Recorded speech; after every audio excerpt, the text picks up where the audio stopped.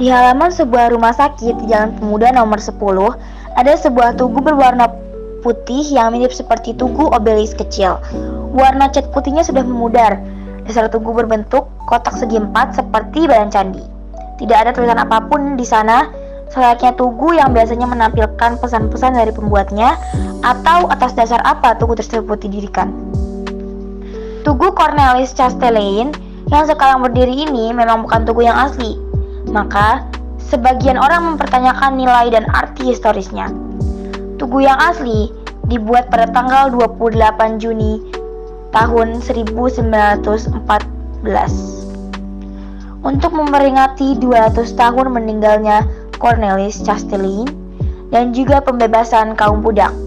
Namun, pada penghujung pemerintahan Presiden Soekarno, sekitar tahun 1960, tugu tersebut diratakan dengan tanah. Konon, katanya, tugu ini dianggap sebagai simbol antek-antek Belanda.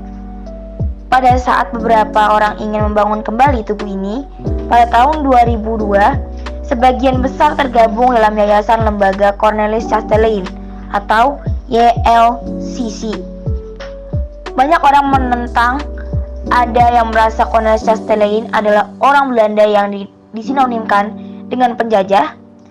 Ada kalangan warga muslim yang keberatan karena di tugu tersebut konon akan disematkan sepeninggal tulisan dari surat Cornelis Chastelain yang berisi doa, yaitu harapan saya kelak warga Depok menjadi masyarakat Kristen yang sejahtera.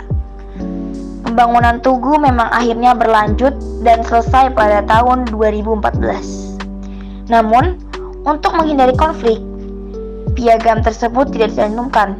Lalu, sebenarnya siapa sih Cornelis Chastelain yang jadi kontroversi ini?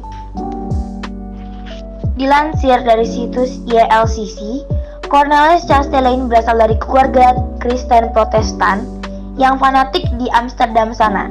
Di usia beliau yang masih 17 tahun, dia berlayar ke Hindia Belanda dan tiba di Batavia pada tahun 1675. Dengan bantuan suami bibinya, Chastelain mendapat pekerjaan sebagai pemegang buku di kantor Dewan Pengurus VOC.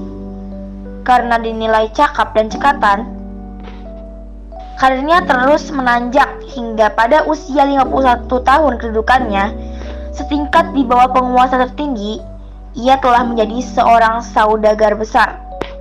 Setelah mundur dari VOC pada tahun 1691, ia mencoba merintis usaha di bidang perkebunan dan pertanian dengan membeli banyak bidang tanah di daerah Senen dan membangun kebun kopi, kebun tebu, pabrik gula, bangunan tempat tinggal, taman-taman, dan kebun binatang.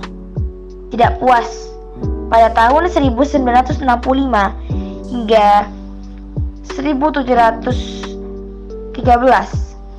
ia membeli banyak lahan di Lenteng Agung, Srengseng Sawah, dan Depok. Jauh di selatan Batavia waktu itu, untuk menggarap tanahnya, maka Chastelain mengambil budak dari bagian timur Nusantara, sebagian besar dari Makassar, Bali, Timor, Minahasa. Adanya perjanjian VOC dengan Kerajaan Mataram menyebabkan orang Jawa tidak diperbolehkan dijadikan budak. Sebagai tuan tanah, Cornelis sangat memperhatikan kesejahteraan budak-budaknya tersebut dan telah mempersiapkan surat wasiat. Saat ia meninggal dunia, ia ternyata memerdekakan seluruh budaknya dengan syarat mereka harus menjadi Kristen. Sebanyak 120 dari 150 budak menuruti ajakan tersebut dan maka dimerdekakan.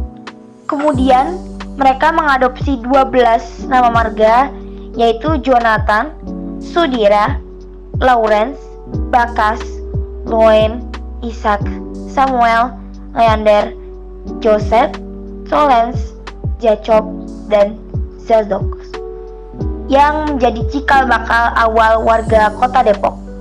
Aset tanah yang dimilikinya pun dihibahkan kepada mereka dan keturunannya.